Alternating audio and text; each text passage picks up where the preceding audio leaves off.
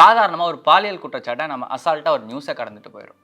ஆனால் அது ஒரு மிகப்பெரிய ஒரு சமூகத்தையே பார்த்திங்கன்னா ஒரு மாற்றி அமைக்கும் ஒரு விஷயமாக தான் இருக்குது. குறிப்பாக பார்த்திங்கன்னா பல இடங்களில் இன்னுமே அந்த பெண்ணடிமைத்தனம் ஒழியாமல் தான் இருக்குது. அந்த பெண்ணடிமைத்தனத்துக்கு ஒரு வகையான காரணம் இந்த ஆணாதிக்க சமூகம் சொல்கிற விஷயம்னு பார்த்தீங்கன்னா, எங்கள் வீட்டு பெண்களை நாங்கள் பத்திரமா பார்த்துக்குறோம், மண்ணும் பொண்ணும் ஒன்று, அவங்களோட கௌரவத்தை நாங்கள் பார்த்துக்குறோம் அப்படின்ற மாதிரியான விஷயங்கள் சொல்கிறவங்க. அதே அப்படி சொல்கிறவங்க தான் பார்த்தீங்கன்னா பல இடங்களில் பெண்களை ஒடுக்கிற, பெண்களை பாலியல் ரீதியாக துன்புறுத்துகிற பல கிரிமினலைஸ் ஆன விஷயங்களும் செஞ்சுட்டு இருக்காங்க, பல பாலியல் குற்றச்சாட்டுகளையும் ஈடுபட்டு இருக்காங்க. குறிப்பாக பல இடங்களில் பெண்கள் சாதித்து முன்னேறி வந்துட்டு இருந்தாலுமே பார்த்தீங்கன்னா அதுக்கு பல நேரங்களில் தடையாக இருக்கிறது பார்த்தீங்கன்னா இந்த பெண் சார்ந்த பாதுகாப்பு குறித்த அச்சங்களும் விஷயங்களும் தான். தொடர்ச்சியான பாலியல் குற்றச்சாட்டுகள் வந்துக்கிட்டே தான் இருக்குது. நம்ம பல இடங்களில் பார்த்துருப்போம். பூலாந்தேவி கேஸை பெருசாக சொல்லலாம். இப்போ 80s 90s இவங்களோட விஷயங்கள் அவங்க எப்படி வந்தாங்க அப்படின்றது இப்போ ரீசெண்டாக இருக்க எல்லாருக்குமே பரிச்சயமான, கேட்டு நாம் ஆதங்கப்பட்ட, அழுத, சங்கடப்படுத்திய, அளவுக்கு மீறி டிஸ்கஸ் செய்யப்பட்ட விஷயங்கள்னு பார்த்தீங்கன்னா நிர்பயா, ஆசிஃபா, இப்போ ரீசெண்டாக மௌமிதா, இவங்க ரிலேட்டடான விஷயங்கள் நடக்கிறப்போ பார்த்தீங்கன்னா பல டிஸ்கஷன் வந்துருந்துச்சு. தூக்கில் போடணும், அவங்களால பார்த்தீங்கன்னா நிற்க வச்சு நடு ரோட்டில் வெட்டணும், அந்த மாதிரி விஷயங்கள்லாம் பார்த்தீங்கன்னா பல பேர் பேசிடணும், நிற்க வச்சு சுடணுன்ற மாதிரி விஷயங்கள்லாம் பல பேர் பல இடங்களில் மக்கள் கொதிச்சிருந்து பேசியிருந்தாங்க. ஆனால் அதை சார்ந்த ஸ்ட்ரிக்டான சட்டங்கள் வந்துச்சா அப்படின்னு கேட்டிங்கன்னா டெஃபினட்டாக கிடையாது. இது மட்டும் இல்லாமல் பல இடங்களில் போக்சோ ரிலேட்டடான கேசஸ் பார்த்தீங்கன்னா எக்கச்சக்கமாக அதிகரிச்சுட்டே வருது. இப்போ தான் இந்த கேஸ் அதிகரிக்குதா அப்படின்னு கேட்டால் மேபி இப்போ தான் இந்த கேசஸ் எல்லாம் ரிப்போர்ட் ஆகிட்டு வருதுன்னு தான் சொல்லணும். தொடர்ச்சியான இந்த கேசஸ் என்ன காட்டுதுன்னு பார்த்தீங்கன்னா எல்லா இடங்கள்லையுமே பெண்கள், பெண் குழந்தைகள், ஒரு சில இடங்களில் ஆண் குழந்தைங்களுக்கும் இந்த பாலியல் சார்ந்த வன்முறைகள் நிகழ்த்தப்படுது. இந்த வன்முறையிலேருந்து குழந்தைங்களை தப்பிக்க வைக்க நம்ம குட் டச், பேட் டச்னு சொல்லிட்டு பல விஷயங்கள் நம்ம சொல்லிக் கொடுத்தாலுமே டோன்ட் டச் அப்படின்ற விஷயங்களை தான் நம்ம சொல்ல வேண்டியதாக இருக்குன்றதான் பல பேர் சொல்கிறாங்க. அதையும் தாண்டி பாலியல் கல்வி ரொம்ப தேவை அப்படின்னு சொல்லிட்டு மருத்துவர் காமராஜ் தொடர்ச்சியாக சொல்லிட்டே இருக்காரு. ஏன் அப்படின்னா இந்த சார்ந்த விழிப்புணர்வு இல்லாதனால தான் பார்த்தீங்கன்னா அவன் ஒரு சில விஷயங்கள்லாம் பார்த்தீங்கன்னா இச்சையாக எடுத்துக்கிறான், டேக் இட் கிராண்டடாக எடுத்துக்கிறான். அந்த சமூகத்தில் இருக்க ஒரு சில டேபுவான விஷயங்கள், மிஸ்ஸை பற்றி வீட்டில் போய் சொன்னால் பார்த்தீங்கன்னா வீட்டில் இருக்கவங்க பசங்களை தான் திட்டுறாங்க, ஷேர் பண்ணுறதை பற்றி வீட்டில் போய் சொன்னால் பேரண்ட்ஸ் பார்த்தீங்கன்னா பசங்களை தான் திட்டுறாங்க.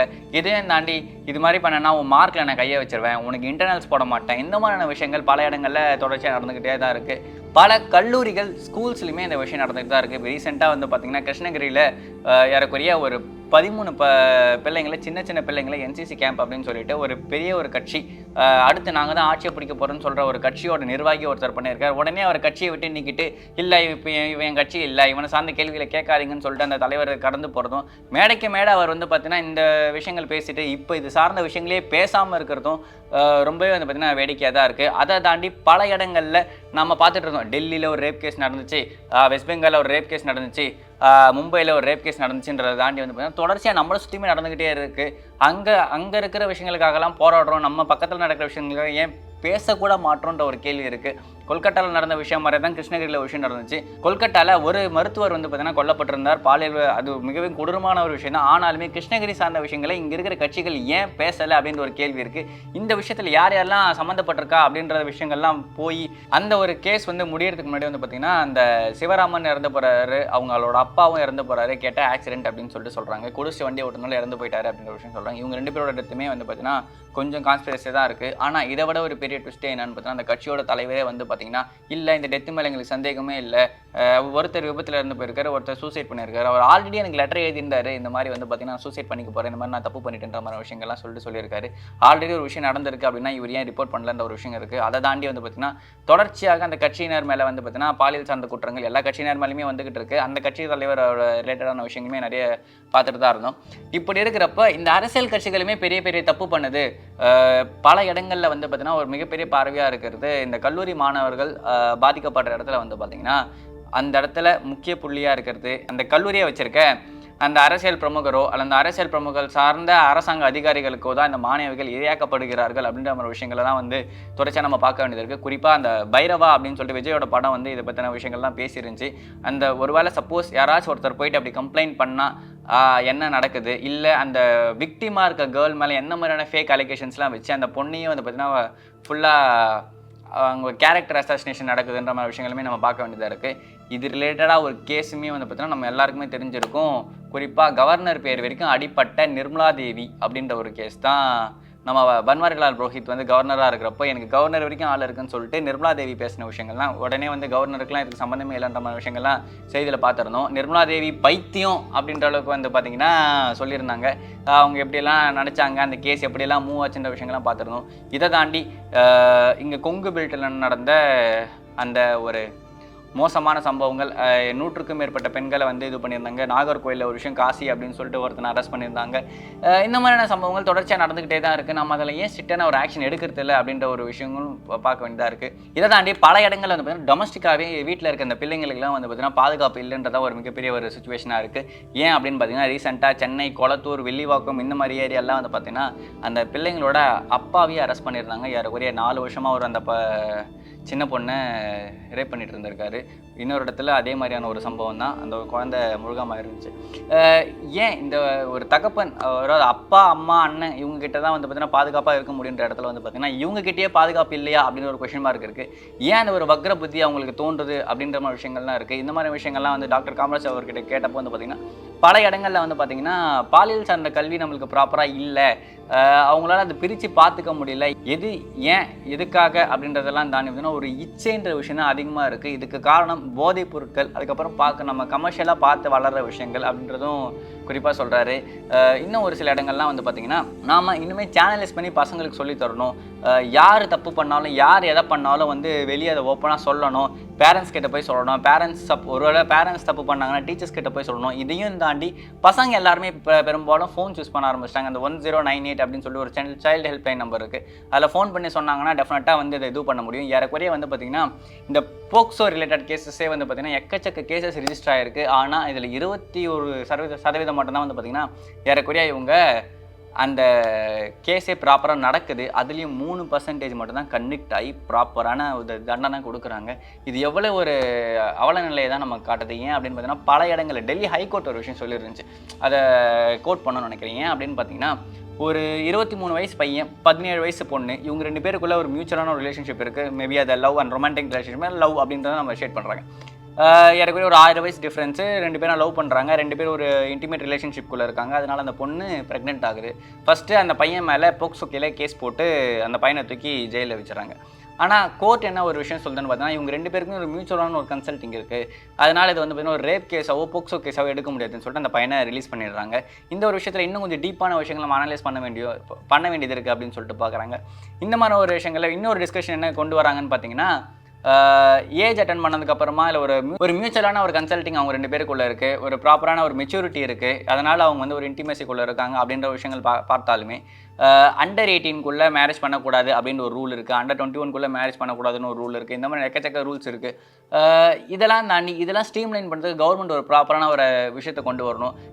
ஒரு இடத்துல தப்பு நடக்குது, அது பெரிய நியூஸ் ஆகிறது வரைக்கும் ப்ராப்பராக எந்த ஒரு கேஸுமே எடுக்க மாட்டாங்க. இன்றைக்குமே வந்து பார்த்திங்கன்னா உத்தரப்பிரதேசில் 2 தலித் பெண்கள் வந்து பார்த்திங்கன்னா மாணவிகள், சிறுமிகள் தான் சொல்லணும். ஏன் அப்படின்னு பார்த்தீங்கன்னா 2 பேருமே அண்டர் 18 கிருஷ்ண ஜெயந்தி கொண்டாடுறதுக்காக போயிருக்காங்க. அவங்க வீடு திரும்பவே இல்லை. ஒரு மரத்தில் 2 பேருமே தூக்கில் தொங்கியிருக்காங்க. இவங்க 2 பேரோட நியூஸை வந்து பார்த்திங்கன்னா ஜஸ்ட் சூசைட் அப்படின்னு சொல்லிட்டு போலீஸ் சாப்டரை முடிச்சிருக்காங்க அப்படின்றதான் செய்தியாக இருக்குது. ஏன் அப்படின்னு பார்த்தீங்கன்னா ஏன் வெறும் சூசைட் அப்படின்னு முடிச்சிருக்காங்க, 2 பேரோட டெட் பாடி கிடச்சிருக்கு, அவ்வளோதான், கிருஷ்ண ஜெயந்தி கும்பிட போனாங்க, அதுக்கப்புறம் காணும், இது நார்மல் சூசைட் தான் அப்படின்னு சொல்லியிருக்காங்க. ஆனால் வந்து பார்த்திங்கன்னா இது சூசைட் கிடையாது. அவங்களோட உடம்புல பெல்ட் மார்க்ஸ் இருந்துச்சு, நெயில் மார்க்ஸ் இருந்துச்சு, பைட் மார்க்ஸ் இருந்துச்சு அப்படின்னு சொல்லிட்டு அங்கே இருக்க அந்த பொதுமக்கள் சொல்லியிருக்காங்க. ஏன் இதை அவசரமாக இதை போலீஸ் பண்ணுறாங்கன்ற ஒரு கேள்வி இருக்குது. கொஞ்ச நாளைக்கு முன்னாடி வந்து பார்த்திங்கன்னா பிரதாப்கர் அப்படின்ற ஒரு இடத்துல வந்து பார்த்திங்கன்னா ஒரு பொண்ணு சூசைட் பண்ணி செத்து போயிருந்துச்சு. அதுக்கு காரணம் என்ன அப்படின்னு சொல்லிட்டு அந்த சூசைடோட அட்டாப்சி ரிப்போர்ட் பார்க்குறப்போ அந்த பொண்ணு வந்து பார்த்திங்கன்னா மல்டிபிள் டைம்ஸ் வந்து பார்த்திங்கன்னா அசால்ட் ஆகிருக்கா, ஐ மீன் ஒரு கேங் ரேப் அப்படின்ற மாதிரி விஷயம் நடந்திருக்கு அப்படின்ற ஒரு விஷயங்களை அந்த அட்டாப்சி ரிப்போர்ட்டில் இருக்குது. என்ன ஏதுன்னு விசாரிச்சா அந்த அந்த ஒரு போலீஸ் ஜுடிஷியனுக்குள்ளே இருக்க ஒரு இடத்துல அந்த பொண்ணு வந்து பார்த்திங்கன்னா கேங் ரேப் செய்யப்பட்டிருக்கா. அந்த பொண்ணு போய் கம்ப்ளைண்ட் கொடுக்குறா, போலீஸ் அதை எடுத்துக்கவே இல்லை. இந்த 2 இன்சிடென்ட்டுமே வந்து பார்த்திங்கன்னா யூபியில் நடந்தது. ஒன்று ஃபுருக்காபாத் அப்படின்ற ஒரு இடம், இன்னொரு வந்து பிரதாப்கர் அப்படின்ற ஒரு இடம். இந்த 2 இடத்துலையுமே வந்து பார்த்திங்கன்னா இந்த ஒரு விஷயம் நடந்திருக்கு. இதை தாண்டி வெஸ்ட் பெங்காலையுமே நிறைய இன்சிடென்ட் இருக்குது. மணிப்பூரில் 2 பெண்கள் வந்து பார்த்திங்கன்னா நிர்வாணப்படுத்தப்பட்டு தெருவில் இழுத்து செல்லப்பட்டார்கள். இந்த மாதிரி விஷயங்களும் நடந்திருக்கு. ஆனால் பல இடங்களில் போலீஸ் ப்ராப்பரான ஒரு இன்ட்ராகேஷன் எடுக்கிறது இல்லை. அந்த மணிப்பூர் விஷயத்தில் சோகமான விஷயம் பார்த்தீங்கன்னா, போலீஸ் ஜீப்பில் நாங்கள் போய் ஏறணும், ஆனால் போலீஸே எங்களை அவங்க கிட்ட கொடுத்துட்டு போயிட்டாங்கன்னு சொல்லிட்டு சிபிஐ இன்வெஸ்டிகேஷனில் அந்த பெண்கள் சொல்லியிருந்தாங்க. அது எவ்வளவு ஒரு கொடூரமான நிலையை தான் காட்டுதுன்னு சொல்லணும். குறிப்பாக பல இடங்களில் போலீஸே வந்து பார்த்தீங்கன்னா மிஸ்பிஹேவ் பண்ணுறாங்க பெண்கள் கிட்ட அப்படின்ற மாதிரியான விஷயங்கள்லாம் செய்தியாக நம்ம பார்க்க வேண்டியதாக இருக்குது. பல இன்சிடென்ட்ஸ் தமிழ்நாட்டிலுமே நடந்திருக்கு. அந்த வாசாத்தி சம்பவம் உட்பட அது ரிலேட்டடாக தான் விடுதலை படம் எடுத்திருக்காங்கன்னு சொல்கிறாங்க. மேபி அதை வெற்றிமாறன் தான் சொல்லணும். இந்த மாதிரி பல இடங்கள்லாம் வந்து பார்த்தீங்கன்னா போலீஸ் கிட்ட இருந்தே இப்போ பெண்கள் பாதுகாக்கப்பட வேண்டியதாக இருக்குது அப்படின்ற ஒரு விஷயங்கள் பார்க்க வேண்டியதாக இருக்குது. பல இடங்களில் பல கஸ்டடியில் வந்து பார்த்திங்கன்னா அந்த ஆண்களை விடுதலை பண்ணோம் அப்படின்னா இந்த மாதிரியான விஷயங்கள்லாம் போலீஸ் டிமாண்ட் பண்ணுறாங்கன்ற மாதிரியான கம்ப்ளைண்ட்ஸுமே இருக்குது. அதெல்லாமே ப்ரூவன்டு கம்ப்ளைண்ட்ஸாக இருக்குது. ஒரு சில இடத்துல ப்ரூஃப் பண்ணியிருக்காங்க. நம்ம அந்த ஜெய்பீம் படத்தில் அந்த ராசாக்கனோட அக்காவுக்கு என்ன நடந்துருந்துச்சு அப்படின்ற விஷயங்கள்லாம் வந்து சொல்லியிருப்பாங்க. இந்த மாதிரியான விஷயங்கள்லாம் நம்ம தொடர்ச்சியாக பார்த்துட்டே இருந்தாலுமே இந்த போலீஸ்க்கு ஒரு சைக்காலஜிக்கலான ஒரு அட்வைஸ் தேவைப்படுது, போலீஸ்க்கு ஒரு சைக்காலஜிக்கலான கைடன்ஸ் தேவைப்படுதுன்ற விஷயங்கள் தான் நம்ம பார்க்க வேண்டியதாக இருக்குது. அதை தாண்டி பல இடங்களில் இந்த உமன்ஸ் கமிஷன் என்ன பண்ணுது, பல இடங்களில் முக்கியமான விஷயங்களுக்கெல்லாம் குரல் கொடுக்காத உமன்ஸ் கமிஷன் ஏதாச்சும் ஒரு சினிமா நடிகைக்கு பிரச்சனைனா உடனே குரல் கொடுக்கறது, வேறு யாராச்சும் ஒரு செலிபிரிட்டிக்கு பிரச்சனைனா குரல் கொடுக்கறது. ஆனால் நார்மலாக எதுக்கெல்லாம் குரல் கொடுக்கணுமோ அதுக்கெல்லாம் குரல் கொடுக்கறது இல்லைன்ற மாதிரியோட கம்ப்ளைண்ட்ஸ்லாம் இருக்குது. அதை தாண்டி அந்த உமன்ஸ் கமிஷன் ஹெட்டாக இருந்தவங்களுக்கே பல இடங்களில் பாலியல் சீண்டுதல்கள், ஒரு சில தாக்குதல்கள் நடந்த மாதிரியான விஷயங்கள்லாம் நம்ம செய்தியில் பார்த்தோம்னா சுவாதி மலிவால் கேஸ் உட்பட. இதில் வந்து பார்த்திங்கன்னா இந்த கட்சி தான்ப்பா தப்பு பண்ணுது, இந்த அமைப்பு தான்ப்பா தப்பு பண்ணுது, இந்த குரூப்பு தான் தப்பு பண்ணுதுன்ற மாதிரி கிடையாது. இந்த இடத்துல தப்பு எல்லாருமே பண்ணுறாங்க. அதனால தான் வந்து பார்த்திங்கன்னா ஒரு ப்ராப்பரான ஒரு தீர்வை எல்லாரும் சேர்ந்து கொண்டு வர மாட்டாங்கன்னு ஒரு கம்ப்ளைண்ட் இருக்குது. குறிப்பாக வந்து பார்த்திங்கன்னா இருக்கிற எல்லா கட்சியோட முக்கியமான ஆளுங்க மேலே இந்த ரேப் கம்ப்ளைண்ட்ஸ் இருக்குது. பல எம்பிஸ் எம்எல்ஏஸ் மேலே ஏறக்குறைய 150க்கும் மேற்பட்ட எம்பி எம்எல்ஏஸ் மேலே ரேப் கம்ப்ளைண்ட்ஸே இருக்குது. ஆனால் அவங்களெல்லாம் நம்ம வந்து பார்த்திங்கன்னா தேர்ந்தெடுத்து ஒரு பொசிஷனில் வச்சுருக்கோம். குறிப்பாக அந்த பிரிஜ்பூஷன் உட்பட பல பேர் மேலே வந்து பார்த்திங்கன்னா ஒரு மிகப்பெரிய ஒரு கம்ப்ளைண்ட் இருந்துச்சு. ஆனாலுமே அவர் வந்து பொது வெளியில் தாராளமாக தான் சுற்றிக்கிட்டு இருக்காரு. எலெக்ஷன் டைமில் தான் அவர் மேலே அந்த சார்ஜ் ஷீட் எல்லாமே ஃபைல் பண்ணப்பட்டுச்சு. இருந்தாலும் இந்த கம்ப்ளைண்ட்ஸ்லாம் நம்ம ஏன் சீரியஸாக எடுத்துக்கிறதுலன்ற ஒரு கேள்வி இருக்குது. இதை தாண்டி ஒரு தீர்வு எதை நோக்கி போகுது? ஏன்னா இப்போ ரீசெண்டாக இவ்வளோ டீட்டெயிலான விஷயம் நடந்ததுக்கப்புறமா 16 நாள் ஆச்சு சிபிஐ கிட்ட கேஸ் கொடுத்து நீதி கிடச்சிச்சா அப்படின்ற மாதிரி வந்து மம்தா பானர்ஜி கேட்டிருக்காங்க. இதுக்கெல்லாம் டெஃபினட்டாக அவங்க வந்து வெக்கப்பட வேண்டிய விஷயம். ஏன் அப்படின்னு பார்த்தோன்னா அவங்க ஜுரிடிக்ஷன் கீழே அவங்க ரூல் பண்ணுற ஒரு ஸ்டேட்டில் வந்து ஒரு மிகப்பெரிய ஒரு தப்பு நடந்திருக்கு. அப்பயுமே வந்து பார்த்தீங்கன்னா இந்த மாதிரி சிபிஐ கிட்ட கொடுத்ததுனால வந்து ஜஸ்டிஸ் கிடச்சிருச்சா அப்படின்னு அவங்க கேட்கக்கூடாது. மேபி அந்த ஜஸ்டிஸ் அவங்களே ஃபஸ்ட்டு கொடுத்துருக்கணும். அந்த இடத்தெல்லாம் ஏன் அட்டாக் பண்ண விட்டாங்க, ஏன் இந்த மாதிரி ஒரு சுச்சுவேஷன் அவங்க கிரியேட் ஆக விட்டாங்கன்றது ஒரு பெரிய கம்ப்ளைண்ட்டாக இருக்குது. இதை தாண்டி போராடுறவர்கள் மீது வந்து பார்த்தீங்கன்னா இந்த மாநில அரசு தாக்குதல் நடத்துறதை எந்த ஒரு காலத்திலுமே ஏற்றுக்க முடியாது. குறிப்பாக இந்த ரேப் கேஸ் மட்டும் இல்லாமல் பல இடங்களில் வந்து பார்த்திங்கன்னா என் தமிழ்நாட்டிலே எடுத்துக்கலாமே, ஸ்டெர்லைட் ஆகட்டும் சரி, பல இடங்களில் மாஞ்சோலை படுகொலையிலிருந்து எல்லா இடத்துலையுமே இடஒதுக்கீடு சார்ந்த போராட்டங்கள், மொழி போராட்டம், எல்லா இடத்துலையுமே போராடுறவங்க ஒரு நீதி கேட்டு நியாயம் கேட்டு போராடுறவங்க மேலே மக்களாட்சின்னு சொல்கிற ஒரு கவர்மெண்ட்டு எப்படி ஒரு தாக்குதல் நடத்துறது, போலீஸை வச்சு கேட்டால் சொல்லுவாங்க நாங்கள் ஃபஸ்ட்டு வந்து பார்த்தீங்கன்னா தண்ணியை வச்சு பீச்சடித்தோம், லத்தி சார்ஜ் பண்ணோம், அதுக்கப்புறமா தான் ஒரு மிகப்பெரிய இது பண்ணோம் அப்படின்றதெல்லாம் இதெல்லாம் வந்து டோட்டலி நான்சென்ஸான விஷயம். ஒரு விஷயம் அவங்க பண்ணுறாங்க, அவங்க ஓட்டு போட்டு தான் நீங்கள் ஜெயிக்கிறீங்கன்றப்போ வந்து பார்த்தீங்கன்னா அவங்க எல்லாம் சேர்ந்து ஒரு விஷயத்தை கேட்குறப்போ அவங்களை கூப்பிட்டு வச்சு பேசுறதுல நீங்கள் என்ன குறைஞ்சு போயிட போகிறீங்கன்ற ஒரு கேள்வி இருக்குது. இதை தாண்டி பல சிக்கல்கள்லாம் வந்து பார்த்தீங்கன்னா நம்ம தொடர்ச்சியான இந்த விஷயங்களை நம்ம பேசி ஒரு தீர்வுக்கு கொண்டு வரோம், அடுத்த பிரச்சனை வந்தோடனே நம்ம நகர்ந்து போயிடுறோம்ன்ற ஒரு கேள்வியுமே ஏற்படுத்துது. குறிப்பாக இந்த மாதிரி விஷயங்களை டீட்டெயிலாக பேசுவோம். ஒரு தீர்வு வந்தால் மட்டும்தான் நாளைக்கு நாம் பாதுகாப்பாக இருக்க முடியும். நம்ம வீட்டில் இருக்கிறவங்களோ நாமளோ பாதுகாப்பாக இருக்கணும் அப்படின்னா ஒரு தீர்வை நோக்கி நாம் நகர்ந்தாக வேண்டும். அதற்கு நாம் இந்த அரசியல்வாதிகளை நிர்பந்தித்தே ஆக வேண்டும் அப்படின்ற ஒரு விஷயங்கள் தான் நம்ம பார்க்க வேண்டியதாக இருக்குது. இவர் காமராஜ் சார் வந்து பார்த்திங்கன்னா பேசியிருந்தார், அதை டீட்டெயிலாக கேட்கலாம். வணக்கம்.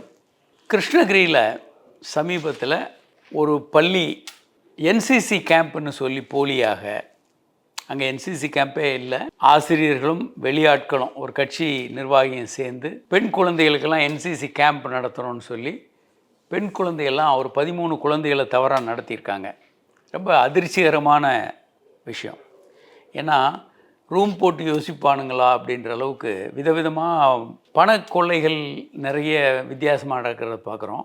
ஆனால் முதலாக பெண் குழந்தைகளை அப்யூஸ் பண்ணுறதுல ஒரு வித்தியாசமான பாணியை கண்டுபிடிச்சிருக்காங்க.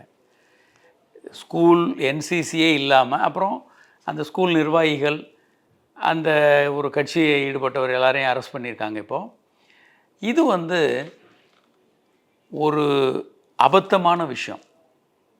ஏன்னா இந்த கடுமையான சட்டங்கள் இல்லாததுனால இந்த மாதிரியான முட்டாள்தனங்கள் பெண்களை மீதான வன்முறை, ஒரு பாலியல் வன்முறை எல்லாம் நடக்கிறது காரணமாக இருக்குது.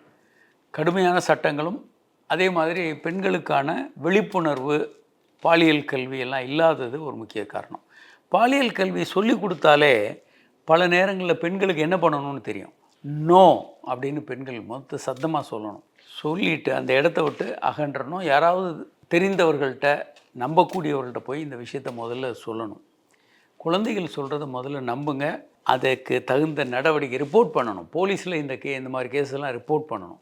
அப்போ தான் யார் யார் இன்வால்வ் ஆகியிருக்காங்க, அடுத்த முறை அவங்க இதே மாதிரி பண்ணும்போது வெளியே தெரிய வரும். குடும்பத்தில் இப்படி நடந்தாலும் போலீஸில் ரிப்போர்ட் பண்ணணும். ஏன் அப்படின்னா, பல நேரங்களில் இந்த மாதிரி கேஸ் ரிப்போர்ட் ஆகாதனால அவர் இன்னொரு ஸ்கூலில் போய் சேர்ந்துட்டு இதே மாதிரி இன்னொரு ஸ்கூல்லையும் பண்ணலாம். இவங்க இந்த அஃபண்டர்ஸ் திரும்ப திரும்ப இதை பண்ணிகிட்டு இருப்பாங்க. நம்ப மாட்டாங்கன்னு இந்த குழந்தைகள் நினச்சா கூட அதை ரிப்போர்ட் பண்ண சொல்லணும். ஆஃபீஸ்லேயும் தான், ஆஃபீஸில் இப்படி நடக்குது, ஒரு தவறாக நடத்துகிறாங்க அப்படின்னா அவர் போய் ரிப்போர்ட் பண்ணணும். ரிப்போர்ட் பண்ணாங்க அப்படின்னா அடுத்த முறை அவர் தவறு பண்ண பயப்படுவார். ஒன்று.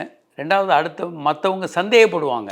முழுமையாக நம்பாட்டியும் இவர் இப்படி பண்ணியிருக்கலாம் அப்படின்னு ஒரு சந்தேகத்தை கிளப்புறது ரொம்ப முக்கியம். ரிப்போர்ட் பண்ணுறதும் இந்த குழந்தைகளை எஜுகேட் பண்ணுறதும் ரொம்ப ரொம்ப ரொம்ப முக்கியமான நிகழ்வுகள்.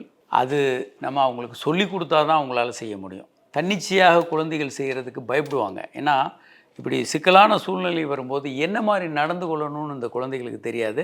அதனால் அவங்க சில நேரம் இந்த குழந்தைகள் இந்த தவறுகளுக்கு உட்பட்டுருவாங்க, பயப்படுவாங்க. எப்படி ரியாக்ட் பண்ணணும்னு தெரியாது. தவறுகளுக்கு போய் மாட்டிக்கலாம். இந்த சிக்கலில் அவங்க மாட்டிக்கலாம். நம்ம பாபநாசம் அந்த ஒரு படம் கூட பார்த்தோம். அதுலேயும் இதே போல தான். இந்த மாதிரி குற்றங்கள் வரும்போது அதை எதிர்த்து போராடணும். சட்டை பண்ணக்கூடாது. இந்த மிரட்டலுக்கு பயப்படுறது. ஏன்னா இவர்கள் மிரட்டல், ஏதாவது ஒரு ஃபோட்டோ வச்சுக்கிட்டு மிரட்டுறது, ஏதாவது ஒரு வகையில் பிளாக்மெயில் பண்ண முயற்சி பண்ணுவாங்க. பிளாக்மெயில் பண்ண வந்தால் ஒத்துக்காதீங்க, நீ என்ன வேணாலும் செய்யுன்னு சொல்லிட்டு போயிட்டே இருக்கணும். அந்த ஆளை கொல்றது, அந்த மாதிரி விஷயங்களுக்குள்ளேயே போகக்கூடாது. என்ன படங்கள் நீ எடுத்திருந்தாலும் அதை பற்றி சட்டையே பண்ண வேண்டியதில்லை. அந்த படங்களை வச்சு யாரையாவது மிரட்டுறது. ஏன்னா சில நேரம் பெண் குழந்தைகளை பணிய வைக்கிறதுக்கு இது ஒரு எளிமையான முறை.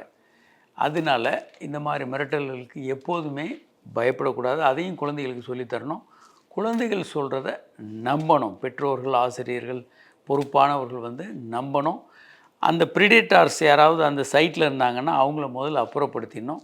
அவர்கள் இல்லாமல் தனிமையாக ஒரு பாதுகாப்பான சூழலில் தான் அவங்கள விசாரிக்கணும். மருத்துவர்களோ போலீஸோ விசாரிக்கணும். அவர்கள் சொல்கிறத முழுமையாக நம்பணும். அவங்கள பயத்தை போக்கி தைரியத்தை கொடுக்கணும். அது ரொம்ப ரொம்ப முக்கியம். பாலியல் கல்வி இதுக்கு ஒரு மிகப்பெரிய உறுதுணையாக இருக்கும். நன்றி.